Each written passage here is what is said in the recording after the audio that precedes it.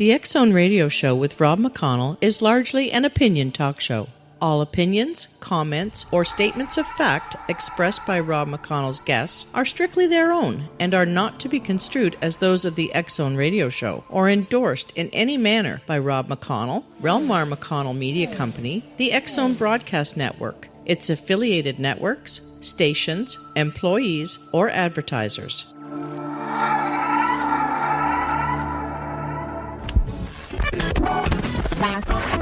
All Hit Radio.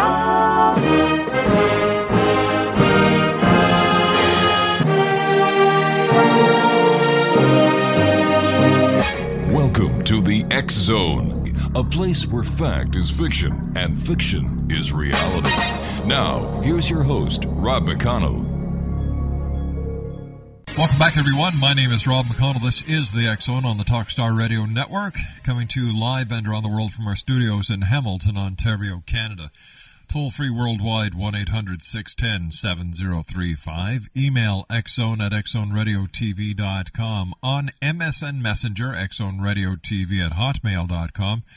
And our website, www.xzoneradiotv.com. Now, for all the latest news on Paragators TV, www.paragators.org.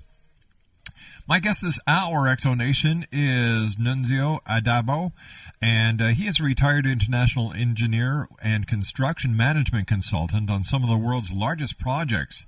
Licensed as an amateur radio operator since 1950, he speaks English, Spanish, Italian, and some Farsi, is an experienced technical writer, inventor of the patented Pilot's VOR speed position calculator, and the split paraboled antenna, holds commendations from the National Academy of Science and Smithsonian Astrophysical Observatory, and instrument-rated commercial pilot.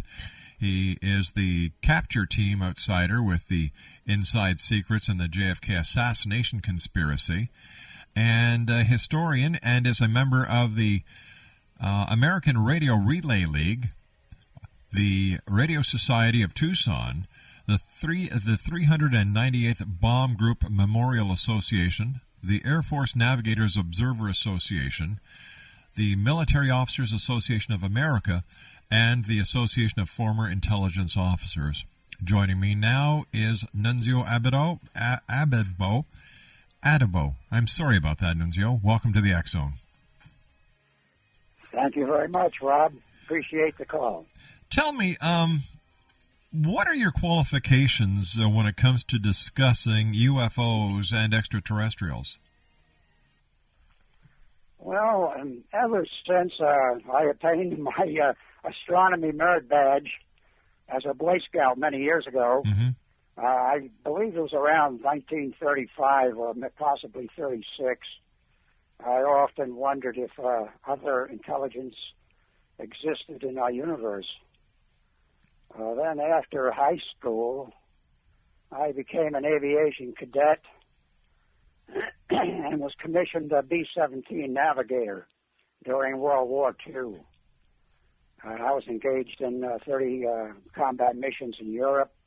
Then after the war, I became a civil engineer and taught celestial navigation in the Air Force Reserves. And I also became an instrument-rated pilot, commercial pilot, and became a licensed amateur radio operator in 1950. And as a radio operator, antennas have always been my passion. I invented the split paraboloid antenna and the pilot's speed position calculator.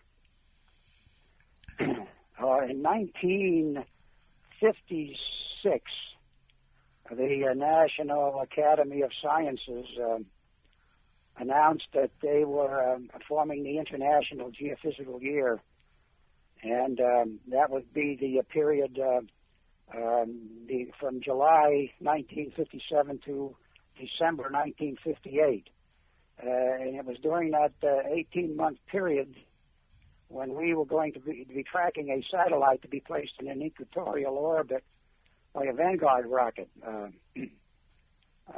Across the U.S., so at that time we had, when the program was in full operation, we we had 115 optical tracking stations in the U.S., and I directed the largest one with 16 telescopes and a team of 90 observers.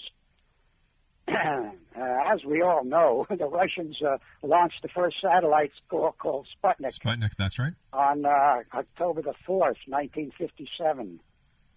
I just happened to be conducting a practice session that night and became the first person to officially track and record Sputnik.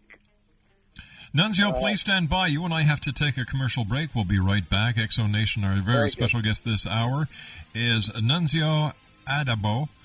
Addabbo, that's right. His website is, here's a couple of websites. Interesting gentleman, www.sisterglobe.com, www.hamheroes.com, and www.target-jfk.com. We'll be back on the other side of this commercial break in 2 minutes as we continue here in the X Zone from our studios in Hamilton, Ontario, Canada.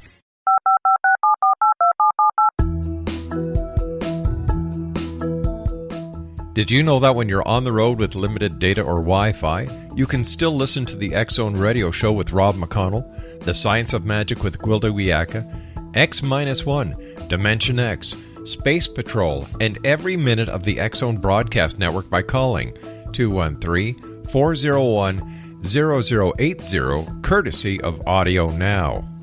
No smartphone, app, or internet needed.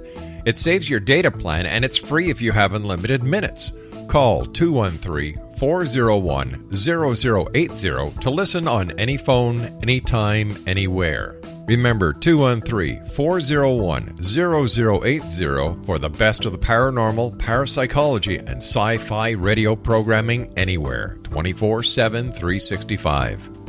Hi everyone, Rob McConnell here, and I wanted to spend a moment on internet streaming. Everybody has heard about internet streaming, but not many know much about it.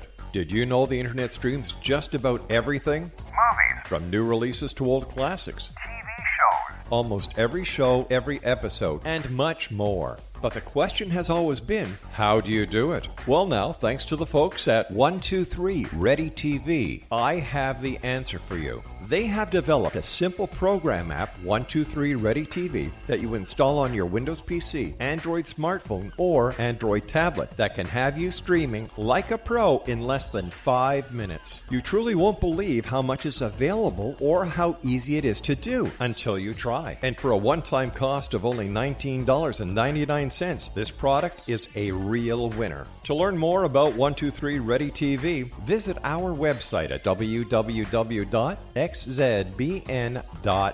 Exonation, Nunzio Addabbo was our special guest. His websites here, I've got 3 very interesting websites for you. www.sisterglobe.com. That's www.sisterglobe.com. The next site is hamheroes.com. That's hamheroes.com. And the third site, target-jfk.com. Nunzio, before we went to the commercial break, we were talking about UFOs, and I asked you about your qualifications to discuss UFOs and extraterrestrials, and you were telling us that you were the first observer to actually track the Sputnik satellite that was, now we're going back to, what is it, 58, 59? That would be, no, that was October 4th, 1957. Okay.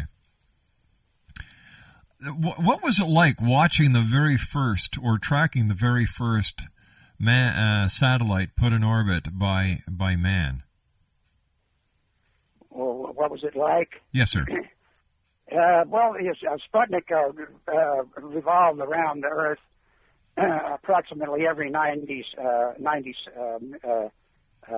minutes. Mm-hmm. And it was transmitting a series of beeps, not Morse code, but a series of beeps on 20.005 megahertz. It also transmitted on 40.002 megahertz. And I recorded those signals on my ham radio and gave the tapes to WTHI in Terre Haute and also the Star News newspapers in Terre Haute. I have an interesting story about that Sputnik. Would you like to hear it? Oh, I certainly would. Yes, sir. Okay. Well, Frank Edwards, at that time, Frank Edwards was a very well-known UFO buff, Mm-hmm. and Frank Edwards at that time was also the nightly news anchor in Indianapolis. And shortly after Sputnik was launched, I received a call from Frank. He wanted me to go to Indianapolis to try and solve a local mystery involving electronics. He wouldn't give me any details. He just thought that I might help. So I drove to Indianapolis. When I arrived at the site of the mystery, there was a little house with the roped off yellow police ribbon. Mm-hmm. There were police cars available, and fire trucks, and there were 2 electricians on the site. The area was all lit up with floodlights. There was a large table with coffee and donuts, and Frank had a TV crew on hand. I said, "Frank, what's going on here?" He said, "See, just wait a few minutes, and her garage door is going to go open automatically." Well, I began to make notes. I took and I waited, and shortly after, sure enough, the garage door went up. And then waited, and then 90 minutes later, the garage door closed. Well, this went on all night. And when I reviewed my notes, the mystery was solved. Every time Sputnik passed overhead, its signal would trigger the lady's garage door, and it would open it. And then on the next pass, it would shut it. The electricians on the site, they took the garage door opener apart, and they determined that the garage door frequency somehow was operating on 20.005 megahertz. That was Sputnik's frequency. My goodness! So the mystery. The mystery solved. Tell me, Nunzio, do you believe that UFOs are visiting our planet? Oh, I'm sure they are. I'm equally sure that they are because of their unbelievable speed and the maneuverability of the UFOs. We just don't have any type of aircraft on Earth that can achieve speeds of over Mach 40, and Mach 1, depending on the altitude, is about 743 miles an hour. Mm-hmm. So Mach 40, you're looking at 30,000 miles an hour, and we just don't have anything that can fly that fast on Earth. Not to my knowledge. Do you think that the government or the governments of the world are actually suppressing information about UFOs and their intent on this planet? Absolutely. We can go back to Roswell. Mm-hmm. The Roswell crash in 1947. That was the biggest cover-up that began with our government, and I have first-hand information on that. Could you share it with us? Yeah, absolutely. Well, here's what I know and how I know it. First, there were actually, as far as I can determine, there were 2 crashes Mm-hmm. at Roswell in 1947, and that was the first. That was the first week in July, 1947. There were 2 UFOs in the area, probably photographing and wiretapping signals from Alamogordo, the nuclear test center there, also the Army Air Base there, and also the radio facilities at White Sands. And from the information that I have, one of the UFOs developed a computer failure during the early morning hours of July 3rd and crashed. The second UFO waited for instructions to rescue the first crash. Then during a low pass recovery, attempting to recover the first UFO, it developed the same computer failure, and it crashed on July the 4th. And of course, the authorities immediately surrounded the area They closed it to the public, and they had the alien bodies transported to Hangar 18 at Wright-Patterson Air Force Base. How do I know this? I was a good friend of Senator Barry Goldwater. I met Barry many years ago through ham radio. Mm-hmm. Barry was a very active ham radio operator, and we became good friends on the radio, and we met several times in person. And I had a lot of contacts with Barry over the years. Now, Barry believed in UFOs. How do I know? He told me. He said, "Nuns, I believe in UFOs." So one day, I asked Barry, if he ever had been to Hangar 18.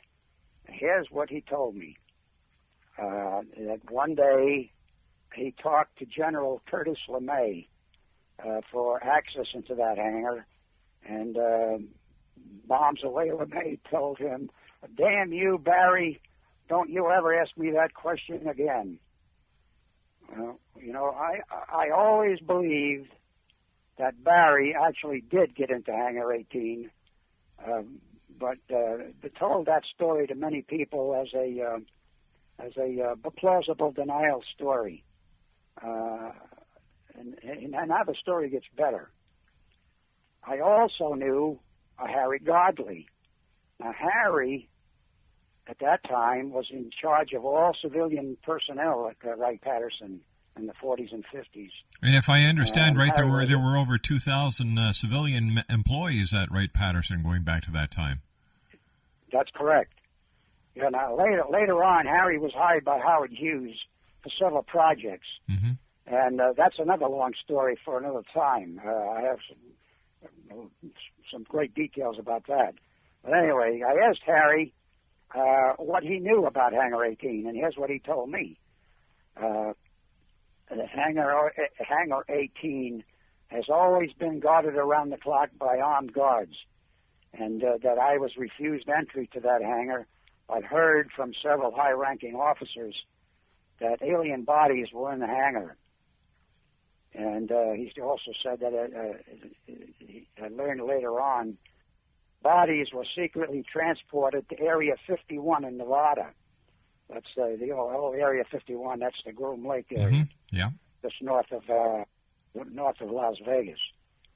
Now, the whole world knows that Area 51 has always been a secret and well-guarded base.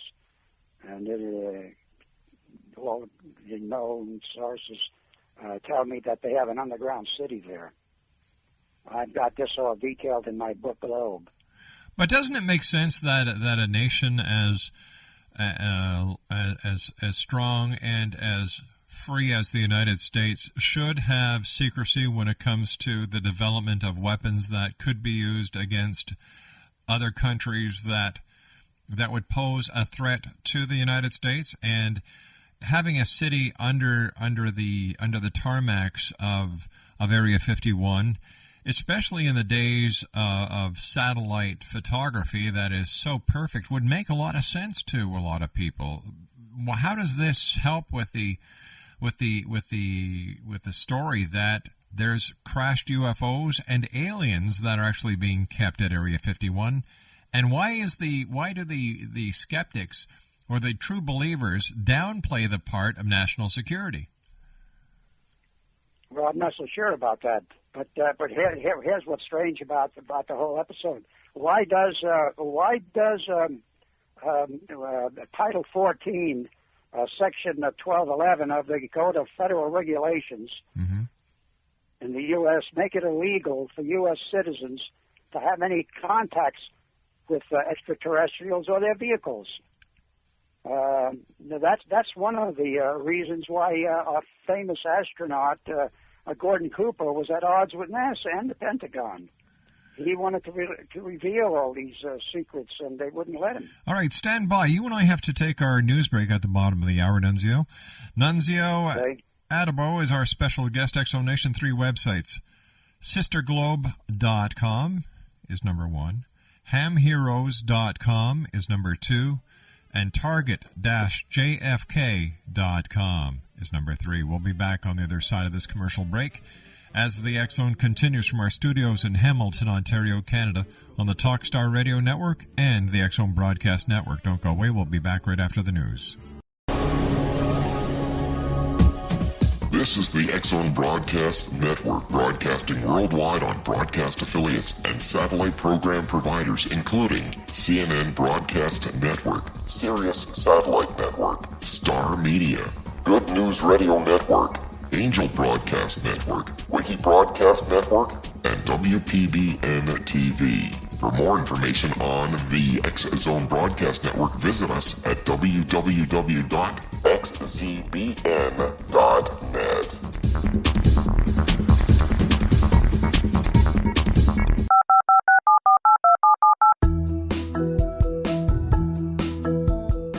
Did you know that when you're on the road with limited data or Wi-Fi, you can still listen to the X Zone Radio Show with Rob McConnell, The Science of Magic with Gwilda Wiyaka, X-1, Dimension X, Space Patrol, and every minute of the X Zone Broadcast Network by calling 213-401-0080, courtesy of Audio Now. No smartphone, app, or internet needed. It saves your data plan, and it's free if you have unlimited minutes. Call 213-401-0080 to listen on any phone, anytime, anywhere. Remember, 213-401-0080 for the best of the paranormal, parapsychology, and sci-fi radio programming anywhere, 24/7, 365. Hi everyone, Rob McConnell here, and I wanted to spend a moment on internet streaming. Everybody has heard about internet streaming, but not many know much about it.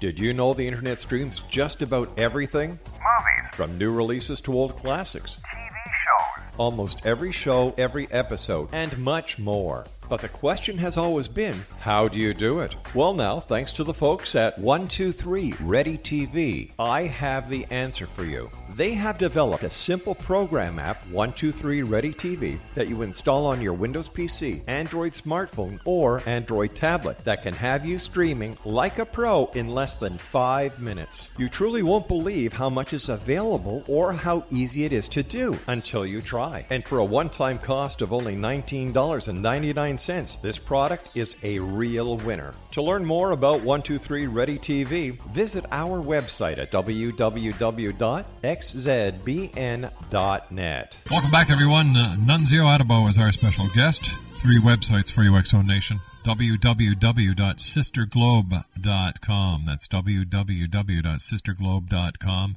hamheroes.com and target-jfk.com. Nunzio, I have to ask you at this point, have you ever had an encounter with an extraterrestrial? And if so, when, where, and under what circumstances? Yes. When I wrote Target JFK, well, that was the final chapter in the JFK assassination. I had no idea of Boris Kuchenko as a true identity. Boris, in my book, is a Russian who eliminated one of the members of the hit team who assassinated President Kennedy. I met Boris in Mexico, and he looked exactly like a typical white earthling. I learned when I wrote Globe that Boris was an extraterrestrial from Globe, and that his son, Boris Jr., lives in Moscow, and he's a member of the conditioning team that you'll find very interesting. Boris Sr. was a barred from Las Vegas casinos because he was winning too much money at blackjack. According to the documents that I transcribed from Globe, I learned that he had, like all globes, microchips implanted in his temporal bones, which sent impulses to his brain, giving him a computer memory. I had no clue how that worked, but Boris Sr. Died a few years ago. I believe it was, I think it was in early, about 2001 and possibly 2002. And he died of lung failure. And the reason he died of lung failure is that, according to Globe, the alien globes cannot tolerate Earth's polluted atmosphere, and so they need to have their lungs purged frequently.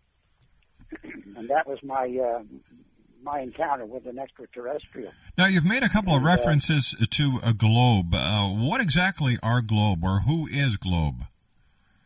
Well, Globe is the book I wrote about the Earth's new sister planet, and there's a friend of mine met a physicist at the Arecibo Observatory in Puerto Rico. Mm-hmm. Now, the Arecibo Observatory is the world's largest radio antenna. Arecibo antenna is a spherical dish embedded in the ground, and it's a 1,000-foot diameter dish that sends signals to outer space in hopes of making contact with aliens. I've been there several times. I did work in Puerto Rico, and I've been there during construction and then after it was in operation. So is it... I'm a little confused here, and I hope you can help straighten me out. This agent who you believe to have been white that you met, I believe it was in Mexico, was responsible or had some responsibility in the assassination of President John F. Kennedy. Am I correct so far? No, he was on the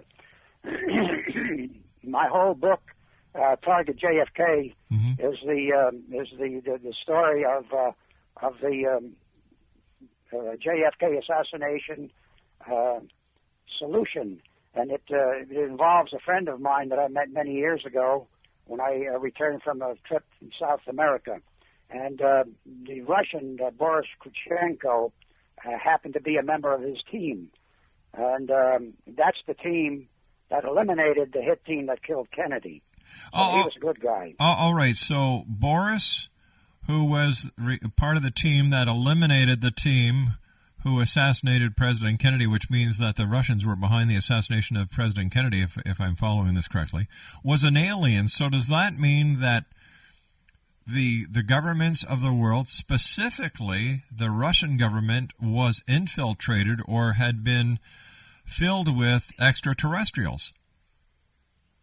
Well, no, I don't think that's true. I don't think that the Russians had anything to do with the assassination. It just happens that Boris Krutchenko happened to be in Mexico City when Lee Harvey Oswald went to Mexico City mm-hmm. to the Russian embassy, and he also went to the Cuban embassy. That's when he met Boris Krutchenko, and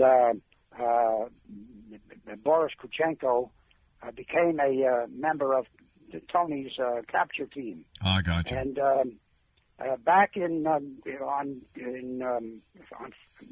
February 11th, mm-hmm. 1990, I was an assassination target in Chile. I was shot off a high riprap pile and spent time in 2 Chilean hospitals and physical therapy in the U.S. And it was Boris Krutchenko who poisoned the man who tried to assassinate me. That's how I met Boris. Why would someone want to assassinate you? Well, because I could identify Kennedy's killers. Now, that's written in my book, Target JFK. All right, who was responsible for the assassination of President Kennedy? Well, it's a conglomeration of organizations, starting with the mafia, the oil syndicate, and a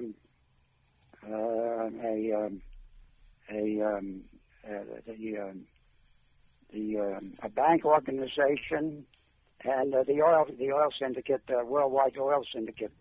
They were all joined together, and they had one man that coordinated the effort, and his name was Daniel Hill. And Daniel Hill eventually was eliminated in Iran. And if this information is true, and I'm not doubting it, it's not. I'm just questioning it. How come this story hasn't been carried by mainstream media, and how come nobody's been brought to justice on it yet? Because the Kennedys suppressed all the information. I tried to get the book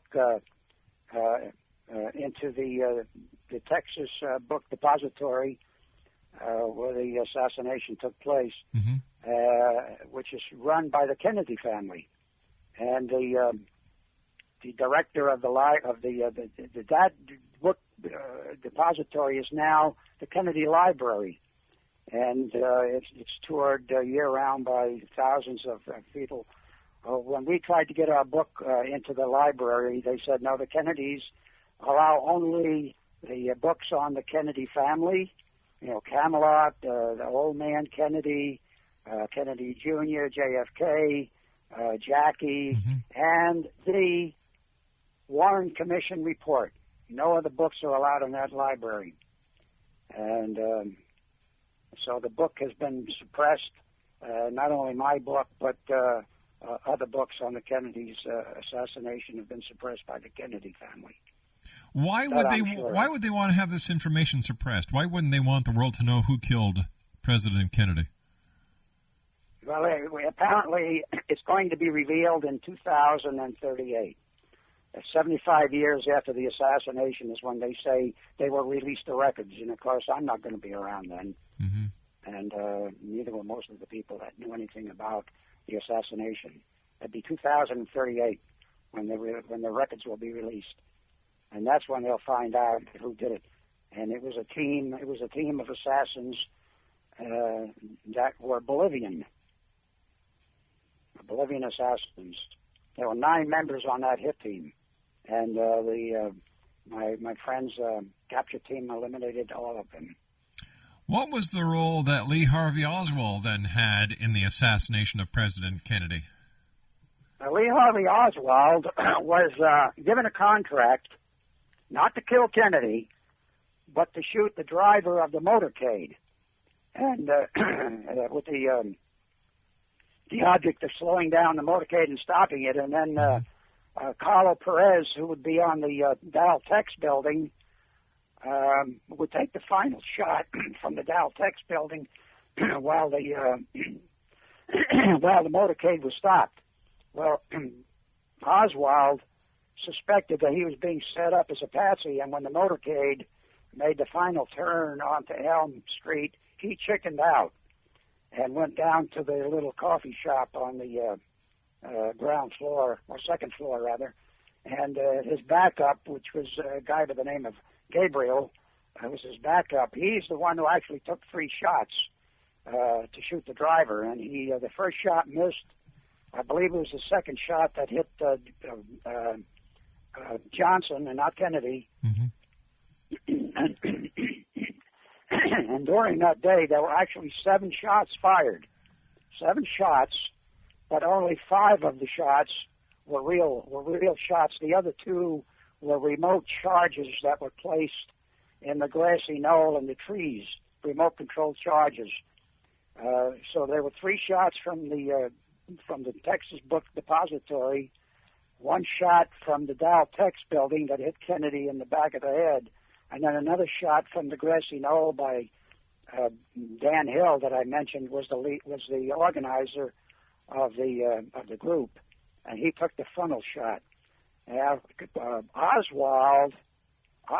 was supposed to go out the back door of the book depository, and he knew that there was something going on, and instead of going out the back door, where he was going to be shot by Dan Hill, and then Dan would take the credit for killing the man who killed Kennedy, and Oswald went out the front door.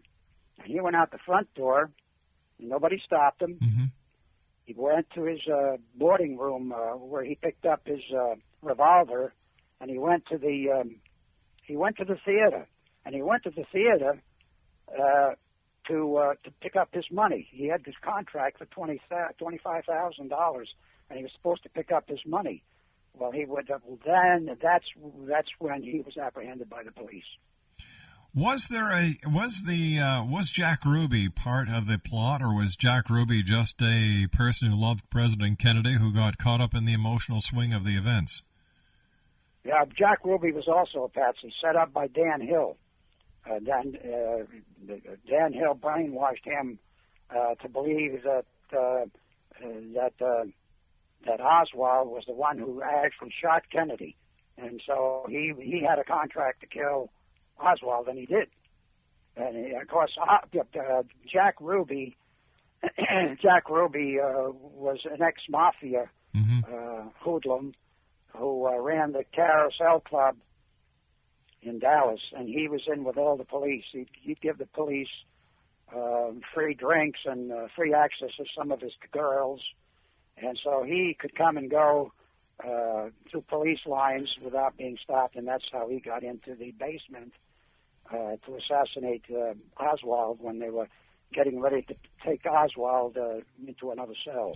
Nunzio, please stand by. We've got to take our final break for this hour. Exonation. Very interesting, gentlemen. Nunzio, Addabbo. Here's some websites. SisterGlobe.com. HamHeroes.com.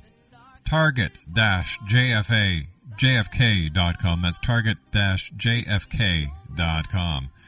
I'll be back on the other side of this commercial break as we continue from our studios in Hamilton, Ontario, Canada, on the Talkstar Radio Network and on the X-Zone Broadcast Network. Don't go away. This is the X-Zone Broadcast Network, broadcasting worldwide on broadcast affiliates and satellite program providers, including CNN Broadcast Network, Sirius Satellite Network, Star Media, Good News Radio Network, Angel Broadcast Network, Wiki Broadcast Network, and WPBN TV. For more information on the X-Zone Broadcast Network, visit us at www.xzbn.net.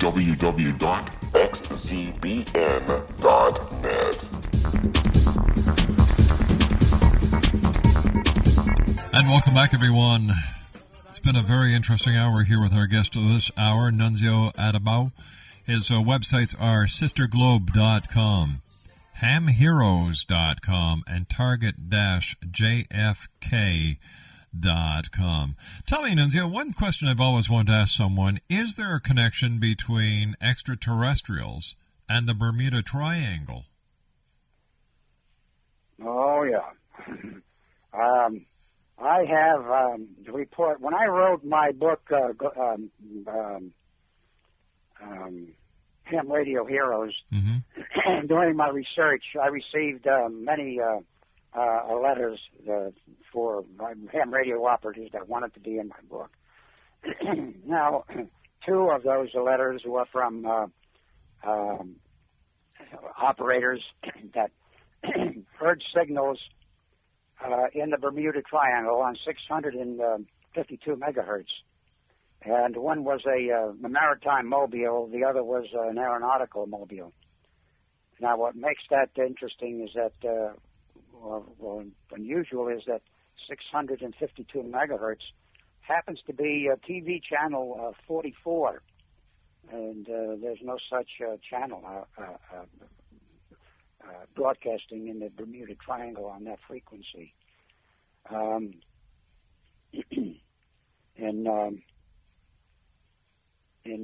Let's see, when was it? This would have been in the early 1980s is when I received these reports about the signals coming out of the Bermuda Triangle. Now, the other significant thing about that frequency, 652, is when I wrote my last book, Globe, it was determined that the extraterrestrials received signals from 652 megahertz, and that one of their UFOs crashed in the Bermuda Triangle. So that the signal being transmitted on 652 could not have been an extraterrestrial off Globe. It was either a different extraterrestrial it was one of our submarines, a foreign sub, or possibly a USO. But it was not a signal being transmitted by glow. So that is very unusual. Nunzio, I know that you're an expert on paranormal, and I've got something that's really going to interest you. Well, you know what? We've run out of time for tonight, unfortunately, but we will have you back on because we still have so much to talk about. Nunzio, I want to thank you very much for joining us, and I look forward to the next time you and I meet here in the X Zone. Thank you very much, Ron. Appreciate it. It's been my pleasure, sir. Here's some websites, Exonation. www.sisterglobe.com, www.hamheroes.com, and www.target-jfk.com. I'll be back on the other side of the news as the X-Zone continues here from our studios in Hamilton, Ontario, Canada, on the Talkstar Radio Network and on the X-Zone Broadcast Network. We'll be back on the other side of this news break. Don't go away.